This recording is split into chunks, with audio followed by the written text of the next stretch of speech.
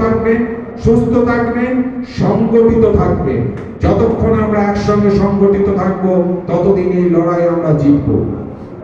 যা নিজেদের মধ্যে ভেদাভেদ থাক সব ভুলে একত্রিত ভাবে লড়তে হবে। আমি আছি, আমি আপনাদের একজন হয়ে আছি।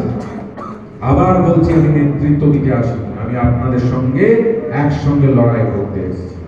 সামনের সপ্তাহে এক ফোনে তন্ময় চালু করছি। যে কোনো মানুষ 365 দিন 24 ঘন্টা যখন ইচ্ছে সরাসরি আমাকে জানাতে পারেন ফোনে আপনাদের কথা। যা বলবেন শুনবো, কারণ শোনার জন্যই রাজনীতি করতে এসেছি। আপনাদের একটু ভালোবাসা, আপনাদের একটু ছোঁয়া, এটাই আমার রাজনীতিতে পাওনা। আমার আর ব্যক্তিগত কিচ্ছু চাওয়া পাওয়া নেই। আমার এখান থেকে কিচ্ছু লেনা দেনা নেই। যতদিন আপনারা জড়িয়ে ধরবেন ততদিন জানবো আমি ঠিক করছি। যতদিন মানুষের কষ্ট দেখে বুকের বাঁ দিকটা একটু চিনচিন করবে, চোখে জল আসবে, ততদিন জানবো ঠিক পথে আছি। যেদিন আসবে না, রাজনীতি থেকে সরে যাব। রাজনীতি করে আমাকে পেট চালাতে হয়। আপনারা সকলে মিলে এই লড়াইয়ের সঙ্গী হবে, এই আশা রেখে সবাইকে ধন্যবাদ, আন্তরিক কৃতজ্ঞতা, শ্রদ্ধা, সম্মান জানিয়ে শেষ করব। যেহেতু এটা শেষ মিটিং, আমি একটু আওয়াজ শুনতে চাই।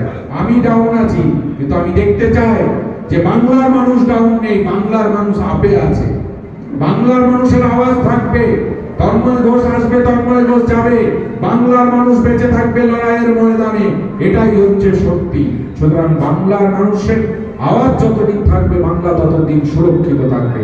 তাই আপনাদের আওয়াজ শুনে আমি এই মিটিং, আমার বক্তব্য শেষ করব। আওয়াজ দেবেন? আগে বলতে হবে আমার সঙ্গে, মমতা বন্দ্যোপাধ্যায় জিন্দাবাদ, অভিষেক ব্যানার্জি জিন্দাবাদ, তৃণমূল কংগ্রেস জিন্দাবাদ, জয় বাংলা, জয় বাংলা, জয় বাংলা। ভালো থাকবেন, ধন্যবাদ। সভা শেষ হলো।